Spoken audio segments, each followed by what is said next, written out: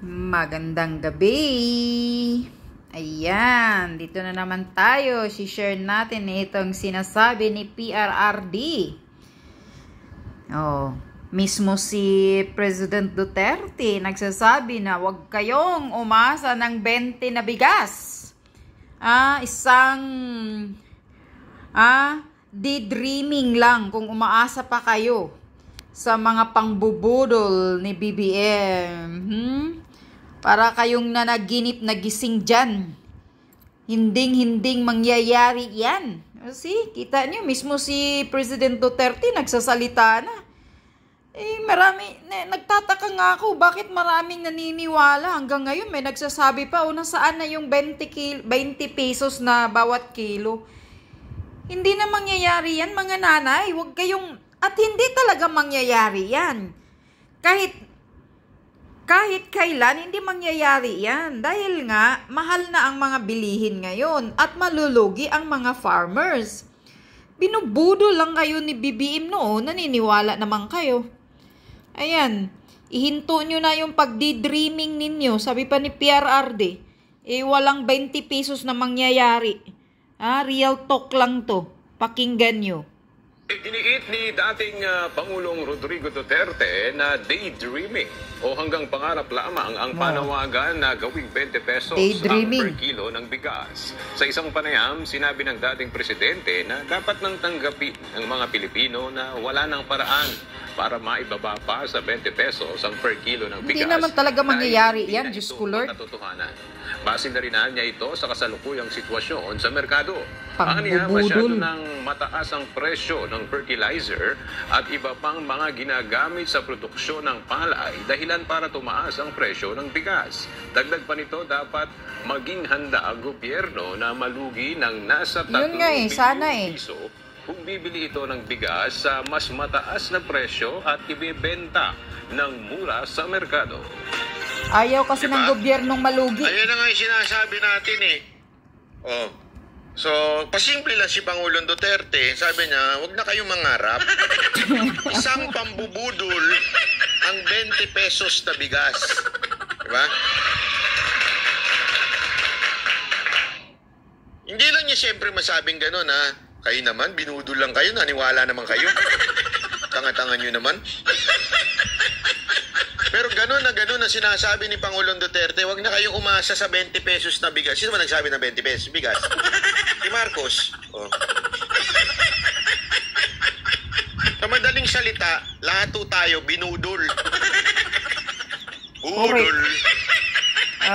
Katarantaduhan yung maging 20 ang per kilo. Salita lang talagang magaling sa salitang bubudol tong si Marcos. Kaya makinig kayo kay Pangulong Duterte, Sinabi na ni Pangulong Duterte, stop daydreaming.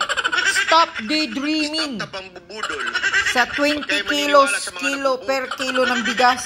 Siguro sa loob-loob talaga ni Pangulong Duterte. Naniniwala naman kayo, Diyos ko. Ayaw nyo maniwala. Tigas ng ulo nyo Correct.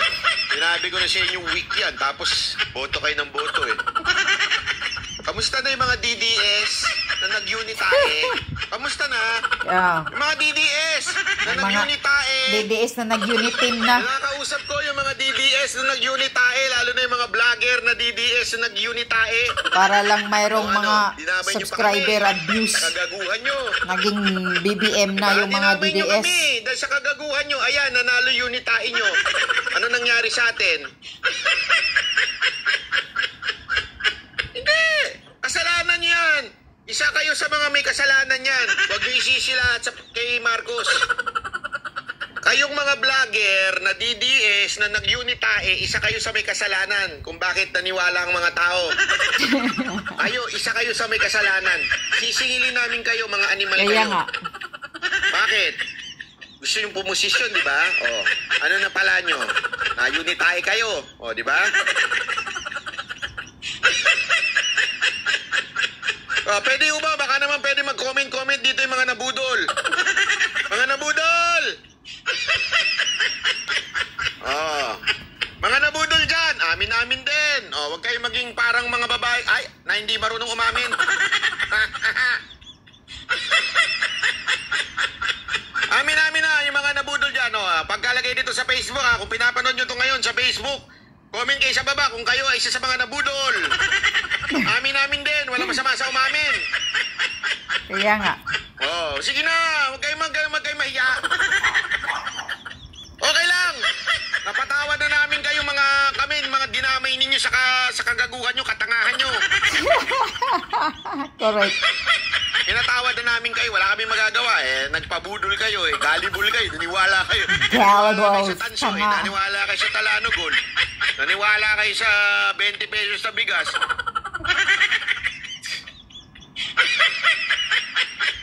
Napatawad na namin kayo. Huwag kayo mag-alala. Okay? Bawi na kayo sa susunod ha. Papabudol na naman tayo sa susunod. Yan ang problema kasi. Sa totoo lang ha. Yan ang problema talaga sa sa mga Pilipino eh. Nabudol na tayo noong 2020, ano ba na ngayon? Nagulan ako sa itaw. 2022. Gusto ko lang kasi ma-advance eh. 2023 na pala ngayon. No? Yung mga nagpabudol noong 2022, makinig kayo ha, baka naman ulitin nyo na naman sa 2028. Wag naman kayo araw-arawin tanga. Hindi, sa totoo lang, wag naman araw-araw tanga. Okay lang naman minsan, once a week, tanga, ganun. Pero kung araw-araw ang pagiging tanga nyo, wag naman. Parang awa nyo na. Parang awa nyo na. Wag naman kayo magpaka-araw-araw na tanga. Exactly. Gising. Hindi na magpakatanga. Sana lang. Wag naman. Okay? Dahil damay ang lahat. Beses, eh. Sana okay lang isang beses. Kasi alam mo, natatawa ako. Meron pa ako nabasa eh. Shinare ni Boss Dada eh. Yung isang opisyal na basta, ang dami daw niyang alam tungkol sa kay Marcos, ganyan-ganyan. Sabi ko, bakit ngayon lang kayo nagsasalita? Maraming alam, pero ngayon lang nagsasalita. Hindi ba kayo mga gunggong? Correct. Tirahin mo pa. Banat bay. Hindi nyo alam yan nun? Alam nyo yan nun. Correct. Bakit kayo pumayag na magpagamit? Tagal na yan. Kahit mga bata alam kung ano si BBM Marcos. Laki sa layaw yan. Kayo na sumalungat sa maraming tao. Yan ang katotohanan. Alam mo, eto masasabi ko sa inyo Laki sa layaw, walang alam sa buhay yan si Marcos na yan. At proud ako sa kasamahan naming mga banateros. Bakit? Hindi kami takot sa mga luwat. Marinig natin. Hindi kami takot sa mga luwat. Nakakahawa talaga siya, Tony Libayan. Sumalungat. Sumalungat. Oh, correct. Hindi kami takot na sumalungat sa mga tao kahit marami sila. Tama, basta nasa tama. Dito makakaasa kayo kasi wala kaming pakialam. Kita mo, isipin nyo to Ayoko na lang magsalita. Okay? Ayoko na lang magsalita. Ang daming Duterte supporter, ang daming Duterte vloggers. Alam naman talaga nila kung ano si Marcos dahil naiimbitahan pa sila sa bahay. Alam niyo yan. Nyo? Pero nagpakatanga. Magkakasama tayo nun. Alam natin kung anong meron to. Dahil and lang yet, sa... you voted. And yet, you campaign. Pang views. Alam nyo eh. Para lang mayroon silang mga subscriber. Kaya sa taong bayan. Kaya nag-uniting. Alam nyo kung anong klaseng presidente si Marcos. DDS kayo pero hindi kayo sumunod kay Pangulong Duterte. Bakit? You are for your survival. That's the truth. Gusto nyo na real talk? This is the truth. Correct. Para sa survival nila, kaya doon sila sa marami. Because you want to survive after PRRD. That's the truth. Sa totoo lang, kaya nawalang respeto ko sa ilan eh. Bakit? Kasi survival lang iniisip nyo. Ano mangyayari? Mawawala na si PRRD. Sino na susunod? Marcos and Vice President Sara Duterte. So kung anong gusto ni Sara Duterte, dun kami. Kaya nga. Yan ang nasa utak nyo nun. Survival. Hindi ang nasa utak nyo what's good for our country. Exactly. Alam nyo what's really good for our country. And you know why?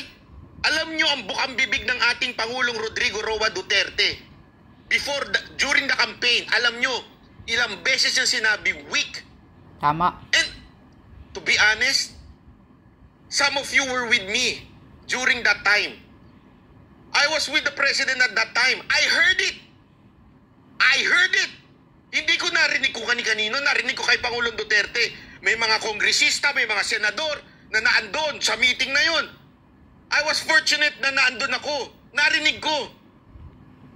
Sa bibig mismo ni Pangulong Duterte, ayaw niya yan. See? And marami sa inyo mga vloggers, alam niya yan, ayaw niya yan. And yet, inisip nyo kasi, mawawala na si PRRD. Mawawala na malalaos na yung matanda na yan eh. Kaya Doon nga. na kami sa bata. Doon na... Yun ang mga prinsipyo ng mga tanga, banatbay. Hindi talaga sila nag-iisip para sa kabutihan ng buong Pilipino, kabutihan ng bansa. Kita nyo? Mismo, naririnig ninyo na ayaw talaga ni PRRD kay BBM. Pero, anong ginagawa ninyo, mga DDS na vlogger? Kasi humahabol kayo na para doon kayo kay Uniteam, Bongbong Marcos, para maraming mag-subscribe sa inyo, para marami kayong mga views, para magkapera kayo. Yun ang habol ng iba yan, dyan. Ay, nako. Pero mismo si PRRD ngayon, wag na kayong magdi-dreaming na mayroong 20 pesos ang kilo ng bigas. Isang kalukuhang panaginip lang yan. Naniniwala naman kayo. Hanggang ngayon, magsasalita pa kayo. Nasaan na yung 20 ang kilo ng bigas? Hindi mangyayari yan, mga nanay. Kaya stop daydreaming. My goodness, panaginip ni Satanas yan. Yung 20 pesos per kilo, yun lang yun.